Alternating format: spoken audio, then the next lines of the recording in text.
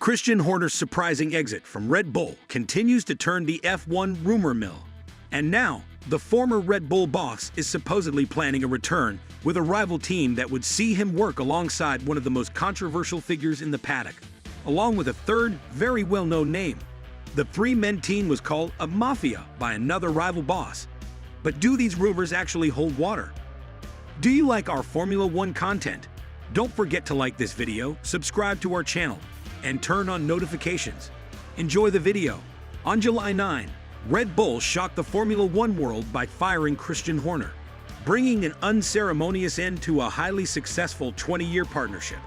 While Horner and Red Bull enjoyed plenty of great moments together, things had visibly soured since the start of 2024. And now, with one of the biggest names in the paddock, a free agent, speculations started flying around. Horner's name had already been linked to Ferrari and Aston Martin, and he is now being speculated at Alpine, in a move that could potentially bring Max Verstappen along. Let's find out if this is true or not. How Christian Horner left Red Bull. Red Bull started an ambitious F1 project in 2005, the Austrian energy drink company, which had previously been Sauber's title sponsor, decided to run its own operation as a manufacturer. Red Bull signed ardent team boss and founder Christian Horner to run the newly created team. Horner had turned Arden into a powerhouse in F3000, taking 3 consecutive team titles and back-to-back driver crowns. The 2 driver titles came with 2 Red Bull-sponsored athletes, Swede Bjorn Wertheim and Italian Vitantonio Liuzzi. So when the time came to join Formula One, Red Bull decided to bring on board a familiar figure in Horner. At the age of 31, the Brit became the youngest team boss in F1 history. In 5 years, Horner helped Red Bull go from a backmarker to the top team in Formula One. With Sebastian Vettel, the Austrian team swept both the Drivers' and Constructors' Championship in 4 straight seasons. In 2021, Red Bull ended Mercedes' dynasty and went on another dominant run, securing another 4 consecutive titles with Max Verstappen and 2 Constructors' Championships as well. However, a major event in 2022 would ultimately lead to Horner's downfall. On October 10, Red Bull founder Dietrich Mateschitz passed away after a lengthy bout with cancer. Mateschitz was very close to Horner, personally backed the longtime team boss, and managed to avoid internal leadership wars. With Mateschitz out of the picture, the struggle for power slowly eroded Horner's position. Once seen as untouchable, Red Bull's team boss found himself alone against the company's Thai shareholders, advisor Helmut Marko, and Max's father, Jos Verstappen.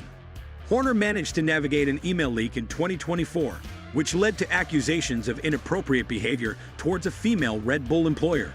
All this fighting ultimately led to a drop in performance for the F1 team. Legendary designer Adrian Newey left for Aston Martin, and Verstappen had to pull a few tricks out of the bag to fend off Lando Norris for the championship. Things did not improve in 2025. Red Bull delivered another car that was extremely difficult to drive, while Horner shuffled the driver lineup twice in a 3-month span. At the end of 2024, the team let Sergio Perez go and promoted Liam Lawson from Racing Bulls, but only 2 races into the 2025 season, Red Bull demoted Lawson back to Racing Bulls and promoted Yuki Tsunoda. With the team struggling to deliver results on the track, Horner was abruptly ousted mid-season, only 3 days after the British Grand Prix. Christian Horner to Alpine rumors. Given the way he was let go by the team, it was only natural to assume that Horner had developed a grudge against Red Bull.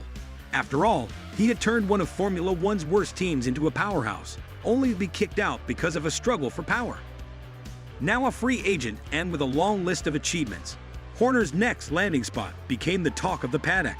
2 teams immediately emerged as potential destinations: Ferrari and Aston Martin. Ferrari had 2 inconsistent seasons with Frederick Vasseur, and things did not improve in 2025. Signing Horner would make plenty of sense, but the rumor was eventually buried when Vasseur agreed to a multi-year extension. A move to Aston Martin also looked like a real possibility. Money is never a problem for team owner Lawrence Stroll, who has spent the past few years trying to build the team into a genuine contender. However, a move to the Silverstone squad would reunite Horner with Newey, and their relationship had reportedly soured during the end of their stints at Red Bull. And then, a third team emerged as a potential destination: Alpine. The Renault-owned team has been looking for a definitive solution to its revolving door at team principal. Since the rebrand in 2021, Alpine had 3 different names at the role: Marcin Budkowski, Otmar Schnauer, and Oliver Oakes. Vice President Bruno Famin took over in a provisional capacity in 2023. Following Oakes' firing, Alpine saw the return of a very familiar name, Flavio Briatore, the Italian, who had been away from F1 since the 2008 crashgate, officially took over as the new team principal. Briatore, however, isn't a long-term solution. The Italian, who had been working as an advisor, took over in a provisional capacity, much like Famin back in 2023. So bringing Horner in would give Alpine some much-needed stability. A revenge plan against Red Bull. This week, a wild rumor emerged linking Horner to Alpine. The former Red Bull boss would reportedly join the French team in a 3-man operation. Along with Horner and Briatore, a familiar name emerged in the talks. None other than former F1 boss Bernie Ecclestone. The trio would acquire a stake of Alpine's ownership. Horner has reportedly been considering a move into team ownership as his next step in Formula One. Ecclestone would be willing to help him foot the bill, with Briatore joining in on the fun. But the rumor got even wilder. Horner's plan supposedly included signing Max Verstappen, which would pull the rug from under Red Bull, in a vendetta plan worthy a Hollywood blockbuster. When asked about the potential new 3-man dream team at Alpine, Mercedes boss Toto Wolff liked the idea and jokingly referred to it as a mafia reunion. That would be an exciting story. I think we need that. Formula One has always been about the best racing, with exciting drivers and great personalities. If there was such an exciting project, with these 3 guys coming together and all of the mafia reunited, that would give us good content. Does that move actually make sense? Let's take a proper look at these wild rumors. Here is why Horner's revenge plan won't happen. It makes sense to assume that the Horner-Red Bull split left a sour taste in his mouth. Horner was let go from the team he had brought from the ground up without a proper goodbye tour. His 2 decades of success had come to an end with nothing more than a press release. However, once we look at things objectively, the rumor doesn't really make sense. Let's start with Max Verstappen. It's no secret that the Dutchman has been exploring a move for quite some time.